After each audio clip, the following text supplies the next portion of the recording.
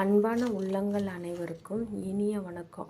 நம்ம வீக் டேயில் எல்லா காயும் மிஞ்சிரும். அதெல்லாம் வச்சு ஒரு கதம்ப சாம்பார் எப்படி வைக்கலான்னு பார்க்கலாம் வாங்க. நான் எங்கள் வீட்டில் வீக் டேஸில் மீந்து போன காயெல்லாம் எடுத்து வச்சுருக்கேன்.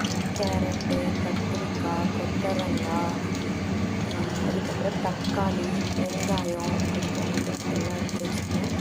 ஒரு குக்கரில் எண்ணெய் ஊற்றி எண்ணெய் ஒரு 2 நிமிஷம் சூடாகுங்க.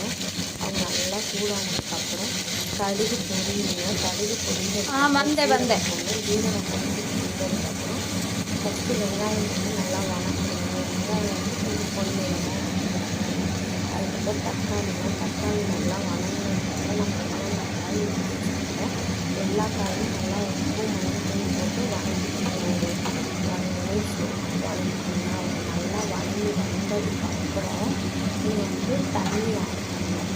இப்போ நான் இந்த சாம்பார் நடுக்கிறத ஒரு 8 பேருக்கு இந்த சாம்பார் எவ்வளோ பருப்பு எடுத்துக்கான்னு பார்த்தீங்கன்னா 200 கிராம் பருப்பு எடுத்துக்காங்க.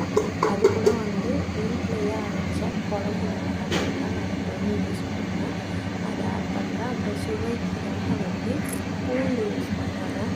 இந்த மிளகாத்தூள் 1.5 ஸ்பூன் யூஸ் பண்ணால் போதும். அப்புறம் உங்களோடது காரம் எப்படி இருக்கோ அது மாதிரி 5 விசில் விடுங்க. நீங்களும் ட்ரை பண்ணி பாருங்கள்.